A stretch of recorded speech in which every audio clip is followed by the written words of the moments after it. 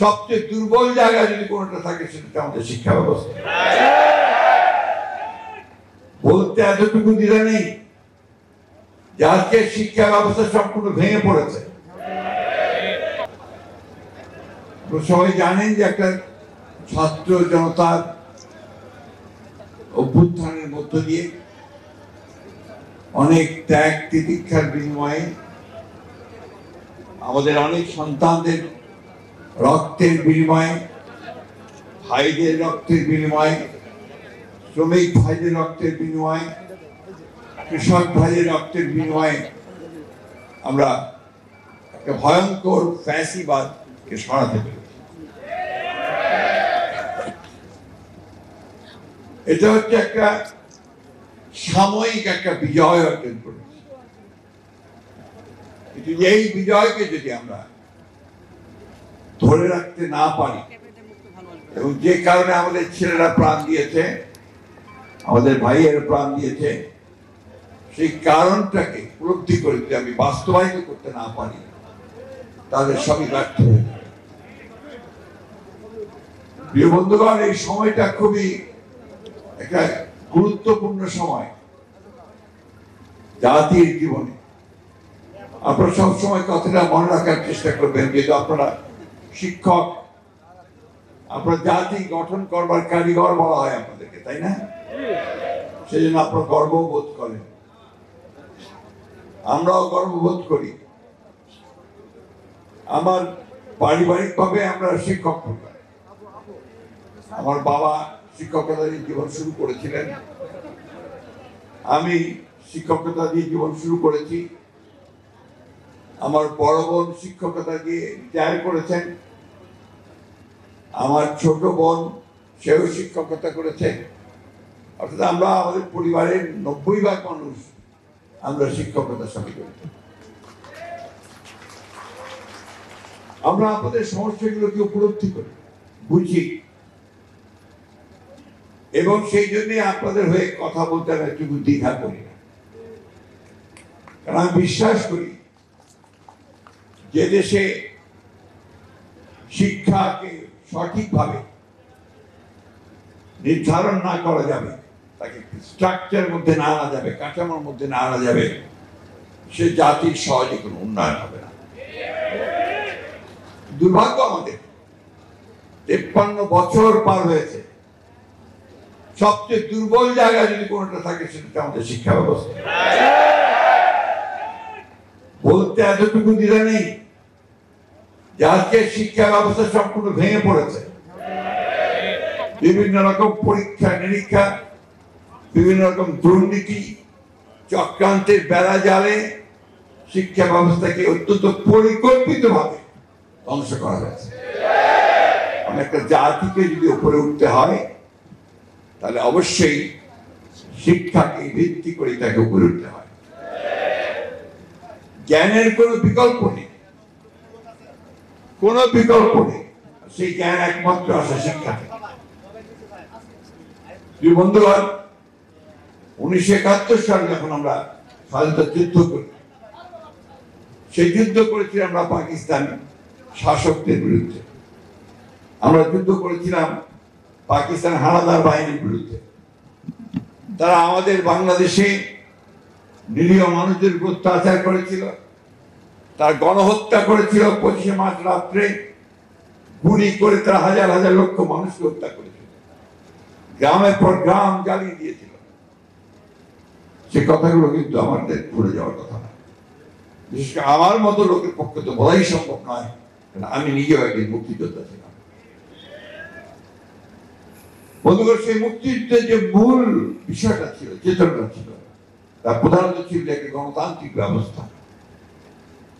অর্থাৎ আমরা যদি গণতান্ত্রিক ব্যবস্থা প্রতিষ্ঠা করতে পারি, গণতান্ত্রিক সমাজ প্রতিষ্ঠা করতে পারি, গণতান্ত্রিক রাষ্ট্র ব্যবস্থা করতে পারি, তাহলে আমরা আমাদের সমস্যাগুলোকে গণতান্ত্রিক পদ্ধতিতে দ্রুত সামনের দিকে নিয়ে এসে সমাধান করতে পারবো।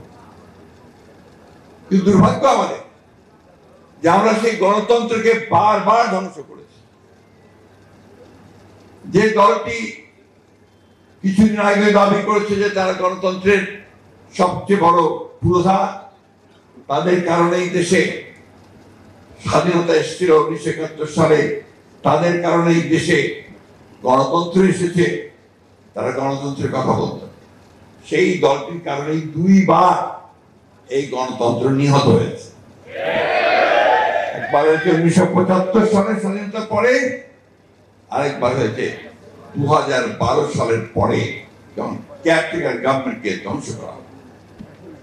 তারপর থেকেই পরিকল্পিতভাবে এই দেশে যেন গণতন্ত্র বিকশিত হতে না পারে, গণতন্ত্র যেন চর্চা না হতে পারে, জনগণের শাসন যেন না থাকে, মানুষ যেন তার অধিকার প্রয়োগ করতে না পারে, মৌলিক অধিকারগুলো যেন ভোগ করতে না পারে, সেই বিষয়গুলো তারা নিশ্চিত করার চেষ্টা করেছে। আপনারা দেখেছেন বৈষম্যের পাহাড় গড়ে তুলেছে। একদিকে নিজেরা হাজার হাজার কোটি টাকা লুট করে দেশের বাইরে পাচার করেছে, অন্যদিকে আমাদের সাধারণ মানুষ তারা দুবেলা দুমুঠো খেতে পায় না। আমাদের শিক্ষকেরা তারা তাদের পরিবারকে সঠিকভাবে একটা ভালো কাপড় কিনে দিতে পারে, এই একটা অবস্থা তারা তৈরি করেছে। আল্লাহর কাছে হাজার শুকরিয়া যে এই দেশের ছাত্র জনতারা তারা 15-16 বছর ধরে লড়াই করে একটা ক্ষেত্র তৈরি করে তারপরে আল্লাহ অশেষ রহমতে এদেরকে সরাতে সরে যেতে বাধ্য করেছে। বন্ধুরা, আমি বক্তব্য দীর্ঘ করার জন্য আসিনি, আমি শুধু কয়েকটা কথা বলার জন্য এসেছি। সেই কথাটা হচ্ছে মূলত যে আপনাদের সমস্যাগুলো আমরা অবহিত, আপনাদের সমস্যাগুলো আমরা সমাধান করতে চাই। আমাদের যে দলের পক্ষ থেকে আমাদের যে 31 দফা রয়েছে, সেই 31 দফায় আমরা পরিষ্কার করে সমস্যার কথা বলেছি, সেই সমাধান করার কথা বলেছি। আমরা নিজেই ভাবতে খুব অবাক লাগে যে বাংলাদেশের বাজেটে জিডিপির মাত্র 5% শিক্ষার জন্য দেওয়া হয়, মাত্র 5% জিডিপির জন্য দেওয়া হয়, জিডিপি থেকে শিক্ষার জন্য বরাদ্দ করা। আজকে দাবি উঠেছে আপনাদের কাছ থেকে, আমি মনে করি অত্যন্ত ন্যায়সঙ্গত দাবি যে শিক্ষাকে জাতীয়করণ করতে হবে। জাতীয়করণ করলেই সমস্যার সমাধান হয়ে যাবে? হবে না। অতীতে শিল্প কলকারখানা সব জাতীয়করণ করা হয়েছিল, তাতে করে লাভ হয় নাই, আবার শিল্প কারখানা বেসরকারি খাতে তুলে দিতে হয়েছে শিল্পকে, তাই না? অর্থাৎ আপনি যদি দিতে না পারেন, ডেলিভার করতে না পারেন, আপনি যদি জাতির প্রয়োজন মেটাতে না পারেন, তাহলে এটাকে জাতীয়করণ করে কোনো লাভ হবে। সবার আগে যেটা প্রয়োজন হবে, আপনারা সবাই শিক্ষিত মানুষ, এখানে আপনাদের নিজেদেরকে একটা উপলব্ধি আনতে হবে যে আমি যে পেশায় নিয়োজিত হয়েছি, সেই পেশাটি হচ্ছে শুধু আমার নয়, এটা আমার জাতি গঠনের পেশা, যেটা আমরা অনেকেই করি না। আমরা মনে করি আরেকটা চাকরির মতো, কেরানির চাকরির মতো। আপনারা কিছু মনে করবেন না, আমি শক্ত একটা কথা বলবো। আপনারা যখন একটা চাকরির জন্য আওয়ামী লীগের এমপিদের হাতে কয়েক লক্ষ টাকা তুলে দিয়েছেন, সেটা কি আপনারা ভালো কাজ করেছেন? জমি বিক্রি করে আপনার টাকা তুলে দিয়েছেন, কেন? চাকরি না পেলে তো ভবিষ্যৎ করবে না, তাই না? এই যে বিষয়টা, এটাকে আমি বিচ্ছিন্ন একটা ঘটনা বলছি, সব ক্ষেত্রে তাই হয়েছে। এইগুলোর বিরুদ্ধে রুখে দাঁড়াতে আমরা অনেক সময় নিয়েছি। আজকে পরিবর্তন এসছে, ছেলেরা প্রাণ দিয়েছে, মানুষ প্রাণ দিয়েছে, যে পরিবর্তন এনেছে। এখন আপনারা সবাই দলে দলে বেরিয়ে আসছে, আমরা বেরিয়ে আসছি যে আমার এই দাবি মানতে হবে, আমার এই দাবি মানতে হবে, ওই দাবি মানতে হবে, তাই না? ঠিক কিনা?